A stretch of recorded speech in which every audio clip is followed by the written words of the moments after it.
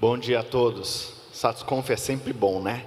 Que a gente tenha muitas SatsConfs no futuro. Vai, Lucas. Bom, gente, privacidade. É tão importante que foi o tema ao redor do qual os cypherpunks foram criados e agiram e continuam agindo até hoje, né?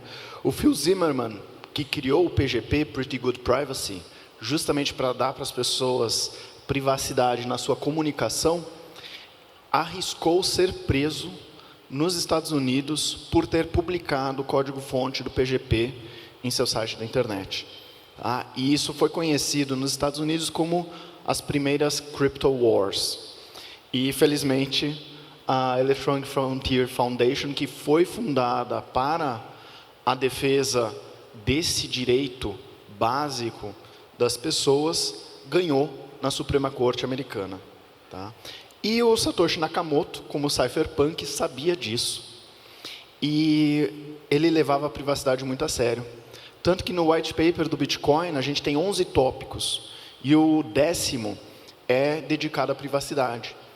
Onde ele começa comentando sobre a privacidade financeira das pessoas, das transações financeiras que acontecem no sistema bancário, no sistema tradicional, e compara com a privacidade do Bitcoin, colocando que a privacidade do Bitcoin não é perfeita, mas é muito superior à privacidade de transações financeiras digitais disponíveis para as pessoas até então. Tá? Então, nesse contexto, a Cindy e o Elídio vão trazer um pouco do seu conhecimento, da sua experiência para a gente, e vamos direto para algumas perguntas sobre privacidade geral. Colocando um disclaimer, não um lema forte, que eu acho que a gente tem que sair dessa conversa na cabeça, que privacidade não é crime. Vamos lá. O que as pessoas entendem de maneira equivocada sobre a privacidade? Oi, pessoal, bom dia. Primeiramente, só fugindo um pouco do protocolo, queria agradecer ao Lucas pelo convite, à SatsConf, esse evento maravilhoso, e ressaltar a importância de eventos Bitcoin Only, porque é muito bom estar entre amigos bitcoiners, e a importância da privacidade? O que as pessoas entendem de maneira equivocada sobre a privacidade? Bom, de maneira equivocada, muita gente fala de privacidade como sendo... tá falando de privacidade, está querendo se esconder por quê? E aí sempre tem esse comentário, né? Eu não faço nada ilegal, por que eu vou querer me esconder? Então, isso é algo muito comum de ouvir. E é tipo a pessoa que fala, eu não preciso de liberdade de expressão porque eu não vou falar nada ilegal. É algo que você está abrindo mão da sua própria liberdade. Se você realmente, a única forma de garantir a sua liberdade é através da privacidade. Bom, primeiramente, obrigado, Lucas, por ter chamado. Obrigado a todo mundo que está aqui, que está assistindo.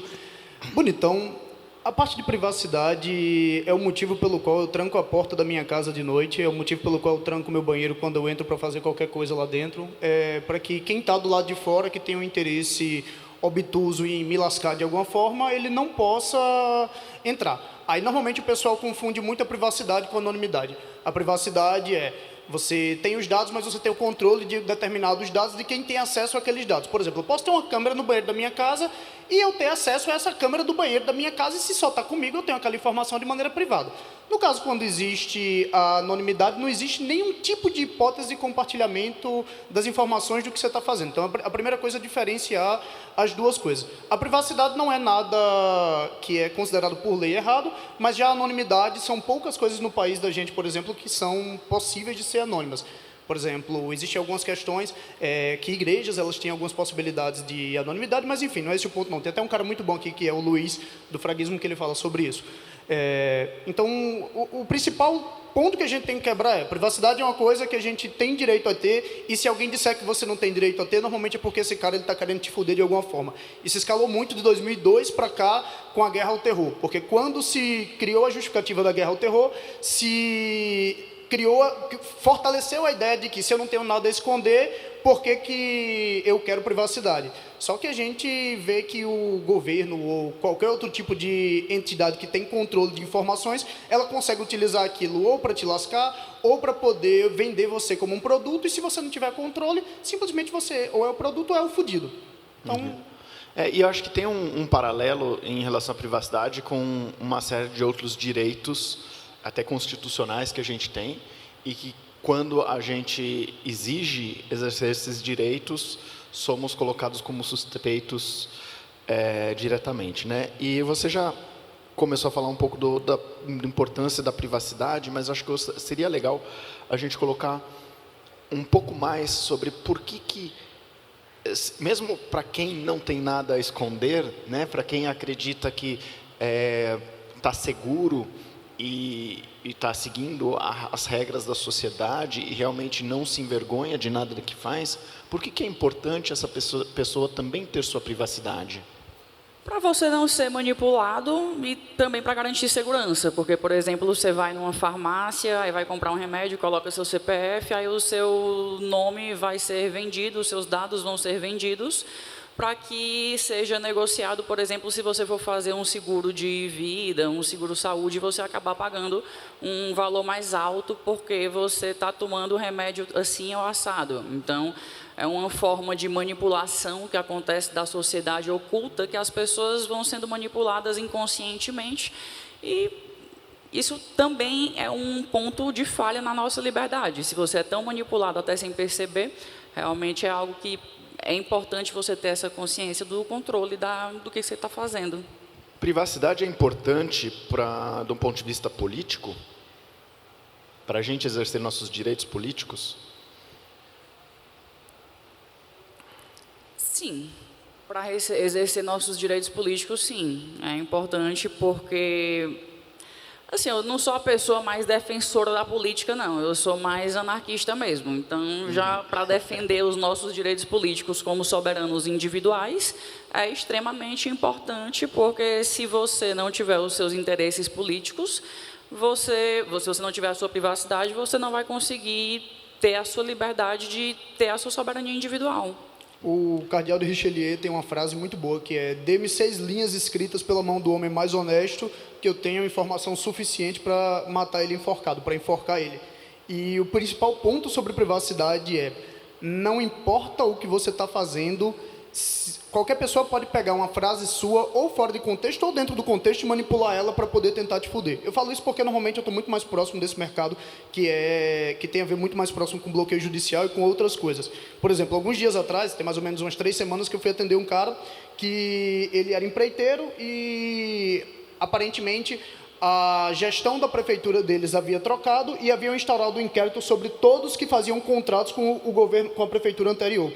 E aí ele disse que estava havendo uma perseguição com aquilo ali. Eles entraram lá nos escritórios da empreiteira dele e rasparam tudo, pegaram tudo quanto era tipo de computador que tinha. Ele acreditava que tinham escutas lá dentro do escritório. Ele disse: não, então vamos fazer o atendimento em outro lugar, vamos para o escritório do seu advogado.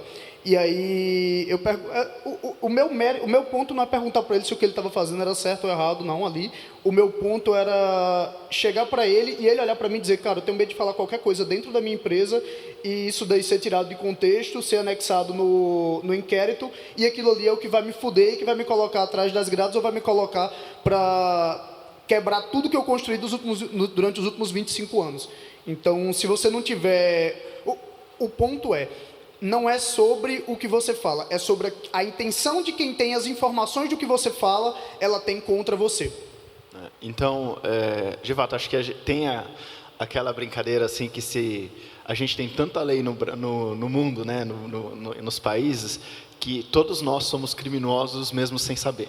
Então, a gente sempre, a gente nunca vai ter sucesso em seguir absolutamente todas as leis que podem causar punição para a gente, e que se as nossas informações, tudo que a gente faz, ficarem registradas o tempo todo, para sempre, e aí acho que o mundo digital ele traz isso, né, de que nada mais será esquecido, todo mundo com intenção vai conseguir achar alguma coisa para, no mínimo, nos pressionar a fazer algo que de repente a gente não quer, né?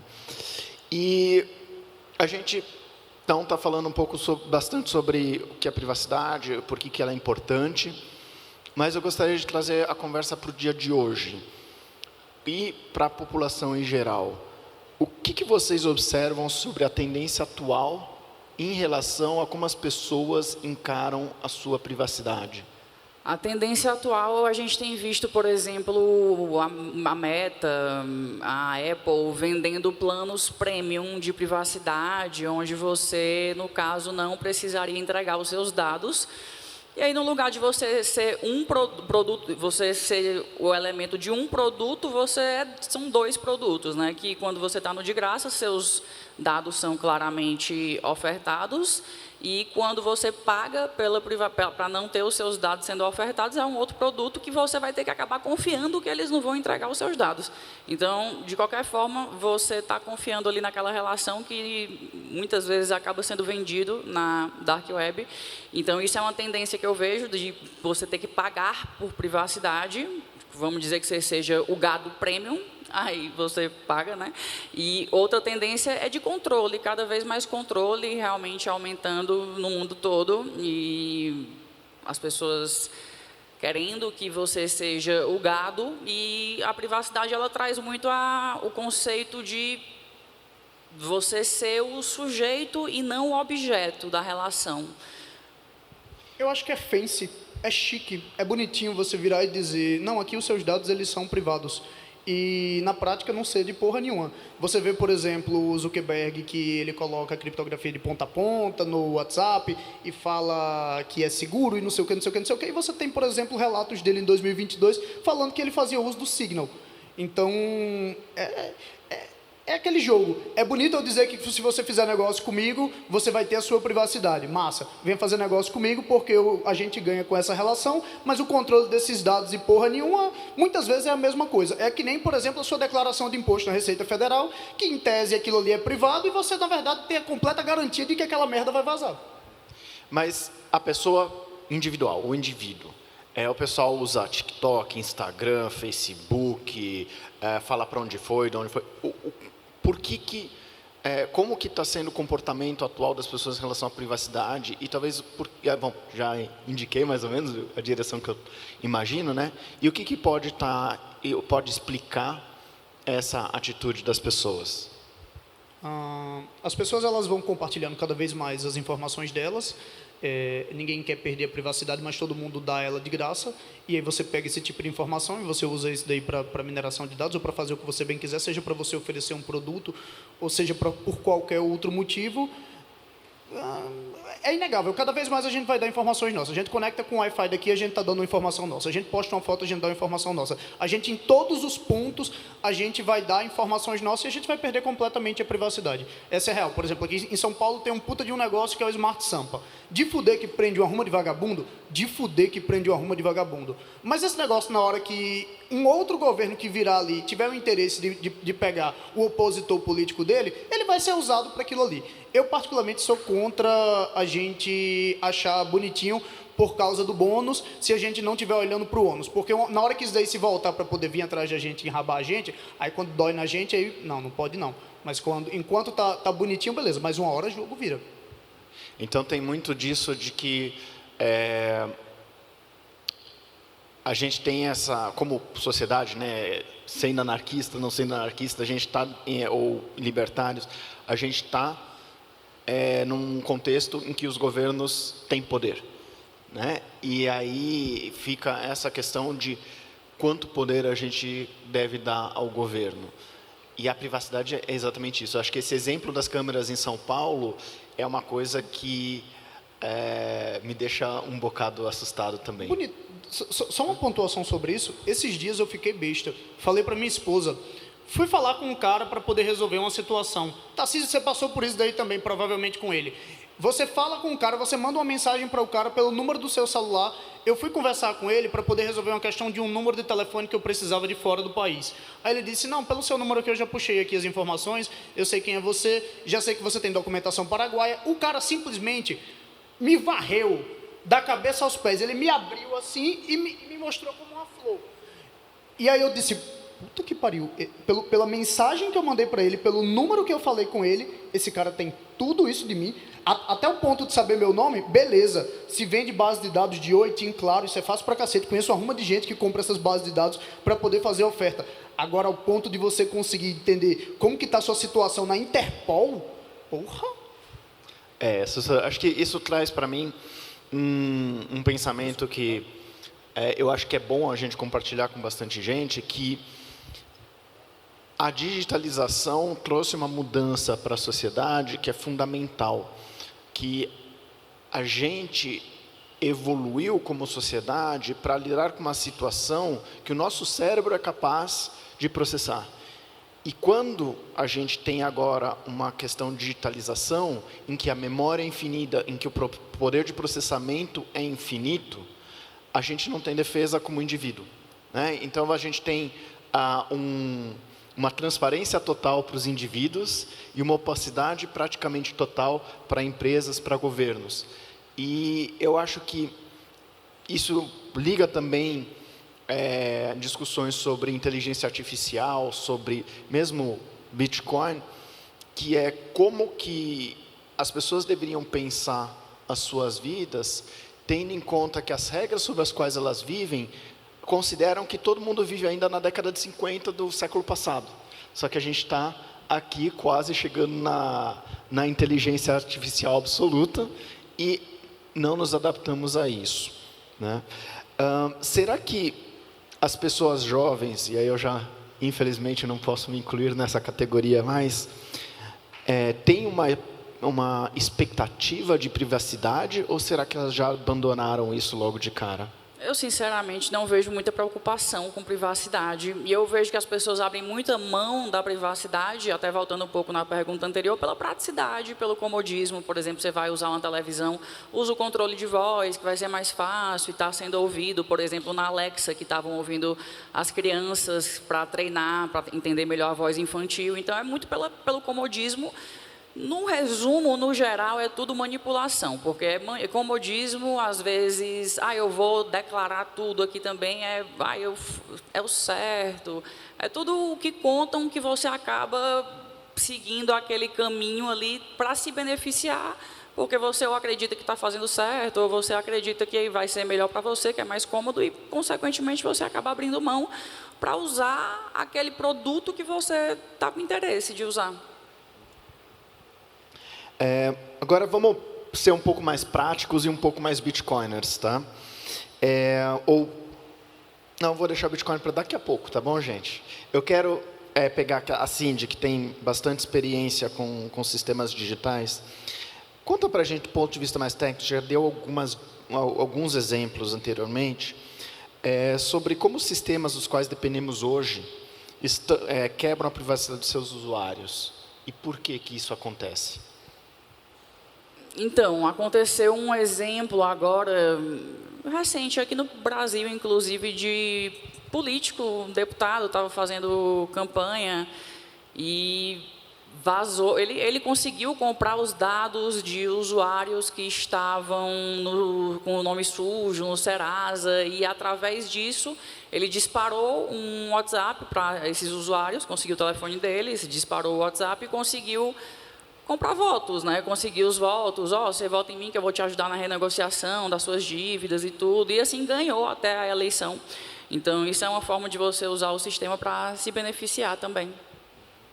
Vazamento de dado para esse tipo de situação, é só você lembrar desses dias aí que a Tesla, os trabalhadores, eles estavam lá dentro da Tesla vendo as câmeras dos carros e passava gente pelada, porque dentro daquela garagem, aquele modelo americano, ela é mais aberta para dentro de casa, então os caras eles ficavam vendo a vida dos outros. O que não falta é exemplos de pessoas que têm acesso aos nossos dados e que elas usam aquilo ali para qualquer motivo que seja pela putaria, ou seja para poder vender, para poder ganhar dinheiro. Isso aí é o demais. Esses dois exemplos são exemplos que, se a gente coloca em conversa numa roda de família, numa roda de bar, todo mundo vai achar errado, certo? O político não devia ter feito isso, ou a Tesla ou os caras da Tesla sabem que eles não deveriam olhar a câmera. Mas muito dessa invasão de privacidade, acontece como algo natural dos negócios. Como que as empresas estão utilizando esses dados e que exemplos vocês conhecem de, por um lado, utilização consciente de dados dos usuários para manipulá-los, mas também falta de cuidado com os dados dos seus clientes, que vem à mente de vocês? Na verdade, de cuidado mesmo, só você. Não adianta você esperar pelos outros, não, porque eles vão vender seus dados. É muito comum a gente ver isso hoje nos anúncios, né? Você vê anúncio para todo lado. E esses anúncios são uma forma de capturar os seus dados, de você conseguir ter mais informações sobre a pessoa para disparar aquele anúncio e manipular a pessoa no caminho que você quer. Então, se você não for a pessoa que é um indivíduo soberano que se preocupa, que está prezando pela sua privacidade, você conscientemente ou inconscientemente vai acabar perdendo. Vou dar um exemplo. Você tem os seus dados vinculados ao número do seu telefone. Qualquer pessoa de vocês que estiver aqui, que quiser abrir uma empresa num formato de call center, que quiser fazer oferta para um determinado público. Você compra bases de dados de Oi, de Claro, de TIM, por exemplo, porque você vai dizer para ele que você vai fazer reativação dos planos daquele cliente. Quando você recebe a base de dados, você recebe uma trozoba de informações junto. Você consegue, por exemplo, pegar aquela trozoba de informações que você chegou para o operador e disse que você ia usar para vender, para reativar o plano, e você ia ser comissionado com aquilo ali, e você chega para alguns sites, como por exemplo aquele Tudo Sobre Todos, e você vende aquela base de dados ali, para que o cara vincule o nome do cara, o telefone, o nome da mãe, o endereço, os prováveis endereços, porque tem vários endereços que você já usou na sua vida ali, e o que provavelmente é o que você está vivendo. Então, não existe o cuidado. Beleza, a gente está falando sobre isso daqui, é chover no molhado. A solução é o que a gente precisa mostrar, né? Que é, cara, não faz sentido você ter um número completamente vinculado a você. Se você tem qualquer tipo de atividade que você não quer que aquilo ali seja exposta, não estou falando sobre lícito ou ilícito, mas simplesmente porque você não quer se mostrar, você precisa, por exemplo, pegar um número da gringa que não tenha, ou que tenha o eSIM, ou que não tenha o eSIM, mas que você consiga, por exemplo, ter um acesso de um WhatsApp ali, para poder você gerir e fazer o que você quiser com seus dados, sem que você se exponha e que seja fácil de você ser atacado. Eu tenho uma história, já tem alguns anos, que fala muito para os bitcoiners, né? A gente fala que a gente tem que comprar hardware wallet, né? Dispositivos de assinatura para guardar os bitcoins direitinho, e muita gente comprou aparelhos da Ledger, no site da Ledger. E o banco de dados dos clientes da Ledger que compraram dispositivos lá vazou. A Ledger falou, mas não vazou da gente, vazou do nosso provedor de serviço de CRM, alguma coisa assim, né? Mas vazou. E a consequência direta disso foi que muitas pessoas começaram a receber e-mails fraudulentos, cartas cobrando, botando medo nas pessoas, e algumas pessoas até visitas nem um pouco amigáveis, né? Então, trazendo para o Brasil, o que me assusta bastante, o Elídio aludiu há um pouco tempo atrás, é essa questão da declaração de imposto de renda, né? Todo mundo que coloca no imposto de renda que tem um valor expressivo em Bitcoin ou outras criptomoedas, com a probabilidade desse imposto de renda vazar num país onde PCC e outras facções estão infiltradas em todas as esferas da sociedade, fica muito fácil para alguém resolver fazer uma visita e falar, olha, eu vi que você declarou que tem Bitcoin na Trezor, busca lá para mim, por favor. Então, a privacidade ela é uma questão não só de preferência pessoal, né, eu não gostaria que as pessoas não soubessem disso, mas ela é uma questão também de segurança pessoal em muitos casos. Inclusive, né? Fernando, isso que você comentou agora é algo que aconteceu nos Estados Unidos recentemente, que pessoas que declararam que tinha Bitcoin vazaram os dados da Receita Federal e essas pessoas estavam recebendo visitas de sequestradores nas suas casas. Então, até que ponto vale a pena você estar declarando e falando por aí que tem Bitcoin? E as pessoas que estão no palco aqui, elas têm uma decisão difícil a tomar muitas vezes. Quem vê alguém participando publicamente, seja num evento como esse, ou no Instagram, ou dando curso, que tem relação com Bitcoin se expõe ao risco. Porque não interessa se a gente tem Bitcoin, não tem Bitcoin, ou tem pouco Bitcoin, ou tem muito Bitcoin. Basta a suspeita de que talvez essa pessoa tenha Bitcoin para talvez chamar a atenção da ganância de pessoas levemente violentas, né? Elídio, de um ponto de vista pessoal seu, tem alguma experiência sua, alguma situação que tem a ver com essa questão de privacidade que deixou você bastante marcado? Bonitão, o que me trouxe para o Bitcoin foi um bloqueio judicial. Não foi ganância, nem foi superioridade moral. E aí eu fiquei com um ódio desgraçado da justiça, grande mesmo, e resolvi ligar o foda-se para tudo isso e começar a falar sobre Bitcoin e sobre como não tomar bloqueio. E com isso vem muitos casos que começam a me contar histórias ou eu começo a atender. Eu acho que de todos, o que me marcou muito foi esse daí que eu citei recentemente, que foi o cara dizer, cara, eu acho que o meu escritório está todo cheio de escuta, porque simplesmente o grupo que estava na prefeitura trocou, e agora os caras estão querendo pegar alguma brecha para poder foder com todos os parceiros do ex-prefeito. Então, eu vi, de fato, a máquina pública sendo usada com força para poder pegar uma pessoa específica. E eu não sei se esse cara fazia merda ou não fazia. Normalmente, para poder você mexer com prefeitura, se não for aquele leilão eletrônico automático, normalmente os caras fazem merda, assim. Mas o ponto é, você consegue usar o Estado, que é a porra do negócio que tem o monopólio da violência, contra um indivíduo qualquer, e você entope ele de escuta, e você quebra a privacidade dele. Da minha parte, eu tive a minha privacidade bancária lascada sem nem saber que eu tinha um processo. Uma pessoa me processou, eu nunca recebi a porra da intimação, e aí simplesmente eu tomei revelia, um dia a gente acordou com as contas bancárias bloqueadas. Sorte que foi as contas bancárias da minha esposa e não foi a conta da empresa na época, que era onde tinha o grosso do dinheiro. Que aí eu conseguia bancar funcionário, mas eu fiquei desesperado, cara. E pronto, qualquer um pode me fuder aqui.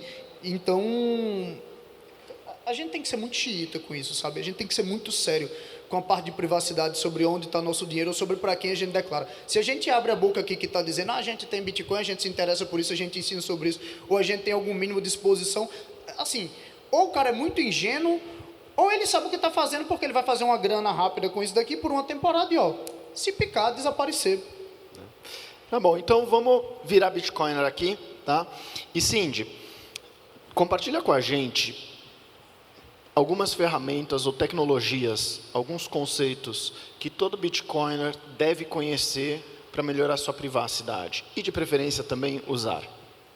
Bom, tem algo que Satoshi Nakamoto até colocou no white paper do Bitcoin, que é você não reutilizar endereços. Isso é algo extremamente importante, mas pouco utilizado e, por incrível que pareça, cada vez menos. Mesmo informações sendo espalhadas, as pessoas, os números mostram que cada vez menos as pessoas utilizam o mesmo, cada vez menos as pessoas deixam de reutilizar endereços. E não é complicado assim, porque existe a XPub, que atualizou e virou a ZPub, mas é a mesma coisa, é uma chave mestra que você consegue movimentar todas as suas carteiras ao mesmo tempo sem precisar ficar transferindo dinheiro de uma para outra. Às vezes as pessoas não ficam reutilizando endereços porque não sabem que você consegue fazer isso, porque você tem que usar uma carteira que tenha essa possibilidade, e às vezes a pessoa não usa uma carteira Bitcoiner mesmo e não sabe nem como é que faz isso. Então, isso é algo que é muito relevante, você não reutilizar endereços. Outro ponto muito importante também, você, se quiser usar uma rede Tor, que você tem uma camada a mais de privacidade no seu IP, que usa como se fossem cebolas para disfarçar o seu IP, misturar com os outros. Por exemplo, um VPN, também usar Tor e VPN é interessante. Outro ponto interessante que a gente tem, você pode usar a rede Lightning. A rede Lightning, ela tem uma camada interessante de privacidade, porque os nós só ficam sabendo as transações que aconteceram antes e depois. É interessante você rodar o seu próprio nó para ter mais privacidade, mas a Lightning é uma solução muito boa, porque você consegue dar a saída unilateral da rede, então você não vai confiar. Se você abre um canal na Lightning, você consegue fazer essa saída unilateral, e é interessante como uma solução para dar uma passada por lá, para conseguir perder o rastro, porque sim, é possível perder o rastro no Bitcoin, é uma rede transparente, mas é possível perder o rastro. E tem a Liquid também, que é uma rede que não é a saída unilateral, é uma rede federada, que existe a questão da confiança, mas tem uma solução interessante de privacidade porque você consegue não saber o ativo e nem o valor do ativo. A criptografia faz com que seja assim. Então, uma passagem pela Liquid também é interessante. Tem o PayJoin. O PayJoin é uma solução muito interessante, desenvolvida em Rush, no Bitcoin, que lá você não tem como garantir que as transações, as entradas da transação vieram da mesma pessoa. Então, você quebra a heurística da análise on-chain. E isso é muito importante, porque quando chega uma Chain Analysis, que é uma empresa de análise on-chain, que vai entender o que é que está acontecendo, não pode chegar e pressupor que aquela transação saiu de mim, que mandei para o Elidio, ou do Elidio, que mandou para mim. Não dá para a gente saber, porque é uma transação comum que aparece na rede. E isso é tanto bom para a privacidade, como bom para a fungibilidade do Bitcoin também, porque você consolida o TXO quando você faz essa consolidação das entradas. Porque, um exemplo prático, eu vou mandar um pagamento para o Edil. Aí, na carteira do Edil, tem... Não vou mandar agora, vou contar como seria. Mas, o Edil já preparado. Mas, um exemplo, o Edil tem um TXO na carteira dele, eu vou mandar um que tem na minha para a carteira dele. A gente monta a transação, que ela aparece idêntica na blockchain, e da forma que a gente vai montar, vai misturar o TXO dele com o meu, e não dá para saber quem mandou para quem. Se tiver um terceiro, dá para botar, foi troco, mas pode ter sido outra pessoa. Então, você consegue quebrar essa heurística de uma forma muito interessante também. O PayJoy é essa solução que eu considero realmente bacana. Tem o Cashu, que é utilizado tanto através do pessoal... É o eCash. O eCash, ele é um protocolo, o protocolo Xiaomian, já é um desenvolvimento de mais de 40 anos, o Cashu. E ele é usado tanto no FedMint como no pessoal da Cadia, que tem possibilidades diferentes, que no eCash do pessoal da Cadia, você tem uma questão de confiança. É como se fosse um vale Bitcoin. Então, você vai precisar de um mint, que lá você vai travar o seu Bitcoin nesse mint, e de lá você vai conseguir receber um outro token, para você gastar esse outro token. Só que você pode ser o seu próprio mint. Esse é um ponto interessante do Cashu. E tem o FedMint também, que eles têm uma custódia, e no lugar de você confiar em um mint, no caso, se você não for ser o seu próprio mint, vai confiar no mint, o FedMint é uma custódia federada, e você não confiaria em uma pessoa, confiaria em mais pessoas. Então, tem soluções interessantes de privacidade que você não precisa sair do Bitcoin para shitcoin nenhuma para ter privacidade. Você consegue ter soluções interessantes de privacidade no Bitcoin sem sair dele. Posso fazer uma analogia Claro. sobre isso? É que nem você tem na sua casa. Aí você bota uma tranca, para você entrar em casa, você leva um tempo para destrancar aquela tranca e você entra. Aí, se você colocar uma tranca também em um identificador facial, você tem que olhar para o identificador facial, aí leva o tempo também para destrancar. Você pode colocar inúmeras camadas. Você pode botar um portão na frente, um cachorro, você pode botar um guarda, um segurança, uma pessoa fazendo uma revista íntima em você. Quanto mais camadas que você coloca, mais difícil é, tanto para você mesmo operacionalizar aquilo ali, quanto é para qualquer outro te atacar. Se você é uma pessoa convencional, que você não é perseguida ao extremo, você coloca uma ou duas camadas ali no meio do seu processo e você já dificulta pra cacete. Se você bota uma VPNzinha boa que preste, ou você tipo assim, porra, vou dedicar 1 hora da minha vida para aprender a fazer uma VPS, que você vai colocar um servidor virtual privado e você vai fazer uma VPN lá dentro daquela VPS para não ter nem que confiar na VPN do terceiro. Massa. 1 hora você senta o rabo e você entende. Uma ótima camada de segurança. Eu, particularmente, coloco a Liquid como intermédio de tudo que eu faço para não fazer merda. Eu transaciono em Bitcoin em vários momentos. Várias vezes eu tinha bebido um bocado e precisei fazer um envio ou qualquer coisa do tipo. E eu tinha medo de fazer merda da minha carteira fria. Eu resolvi usar a Liquid como ponte para tudo. Transfiro da minha carteira fria para a Liquid, da Liquid eu dissolvo para onde eu quiser. Mantenho um saldo ali, fácil pra cacete, é uma carteira quente, eu uso a SideSwap, acho muito bugado aquele negócio, acho, mas resolve o meu problema. Uma outra solução, Lightning. Só que às vezes os caras eles mostram soluções pra gente como se fosse uma coisa de fuder, e, na verdade, aquilo ali é de fuder a gente, né? Porque, por exemplo, agora a Wallet of Satoshi liberou o Lightning custodial, onde você vai ter a autocustódia e vai fazer, porque antes era custodiado por eles. Só que agora com esse Lightning, onde você faz a sua autocustódia, beleza, ninguém rouba seu Bitcoin, aparentemente não. Mas todo mundo consegue se dedicar um pouquinho a enxergar o saldo original. Quanto você tinha na sua carteira original pela Wallet of Satoshi atual por causa da nova arquitetura deles. A anterior, onde eles custodiavam o saldo, ainda não, é drasticamente mais anônima do que a nova, onde você faz a autocustódia. Aí você vai pensando, cara, quantos níveis de camada de segurança eu vou ter? 2 níveis são interessantes? Acho que sim, sendo bem franco, não sei para vocês. Para mim, 2 níveis são interessantes. 3 níveis são interessantes. Eu deveria usar uma camada de Lightning onde eu faço o gerenciamento usando uma Phoenix para poder tornar um negócio complexo para cacete? Não sei. Depende do que você faz. Eu acho esse ponto do Elidio muito interessante porque às vezes as pessoas enxergam a privacidade como 0 ou 1. E eu já ouvi de algumas pessoas falar, o pessoal já sabe tudo sobre mim mesmo, por que eu vou me esforçar? Eu nunca vou conseguir atingir um nível de privacidade razoável ou bom para proteger as minhas informações, pelo menos daqui para o futuro. Então, privacidade, ele é um contínuo. Cada coisa que você consegue fazer, consegue colocar na sua rotina para proteger um pouco mais a sua privacidade, é vantajosa. Então, a realidade de cada um é diferente. Cada um sabe onde que aperta o sapato. Cada um sabe o que consegue fazer. Mas aquilo que você consegue fazer para te ajudar na privacidade é útil, é válido e vai te colocar adiante de quem não faz nada. Então, às vezes, é aquela história do urso, né? Não precisa correr mais do que o urso, só precisa correr mais do que a outra pessoa que também está fugindo junto com você. Tá? Então, a gente aqui está finalizando. Eu queria saber de vocês dois qual mensagem vocês gostariam de reforçar para o público aqui desse palco e se vocês têm ainda alguma recomendação de referência em relação a esse tema ou mesmo sobre o trabalho de vocês. Bom, privacidade, às vezes você escuta, a privacidade é um direito humano. Se você não for garantir a sua privacidade, você não vai ter ela de bandeja. Então, é algo que você tem que conquistar, para não ser o gado premium e passar a ser o lobo escondido.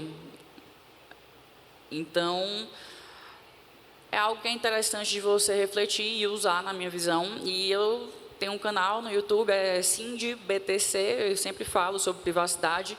Tem, inclusive, uma playlist no canal do Edil Medeiros, que ele está fazendo agora uma nova também, que ele fez até um conteúdo sobre privacidade também. Tem muito conteúdo bom, vale muito a pena acompanhar o canal do Edil, professor Edil, que trabalha na 21 também.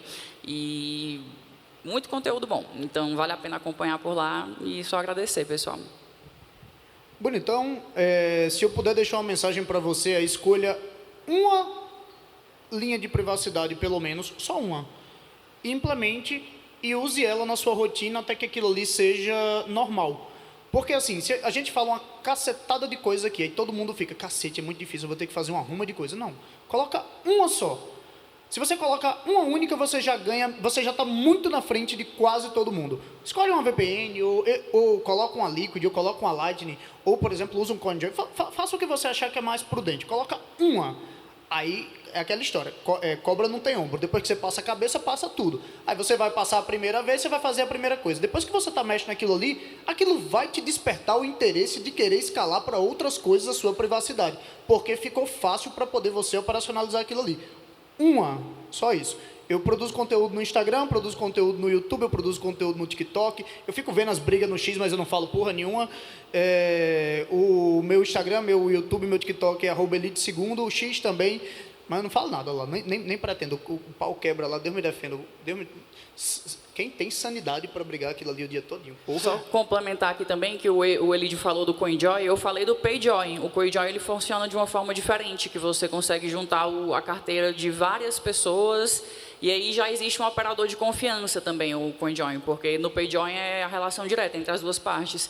E aí o CoinJoy, inclusive o pessoal que desenvolveu o CoinJoy está até preso, porque existe o operador de confiança que era algo que existia essa responsabilidade. Então, eles foram presos, mas o PayJoin ele funciona diferente, é mais tranquilo de usar o PayJoin. Tá ótimo, gente. Eu tenho um último apelo para todos vocês. O cabelo do Lucas está correndo muito risco de ser eliminado essa SatisConf. Então, juntem-se, façam uma vaquinha e vamos doar mais de 1 milhão de satoshis para a campanha do Lucas, para ver se a gente salva esse cabelo dele, tá bom? Muito obrigado a todos, uma ótima SatisConf para todo mundo e obrigado. Obrigado. A tudo.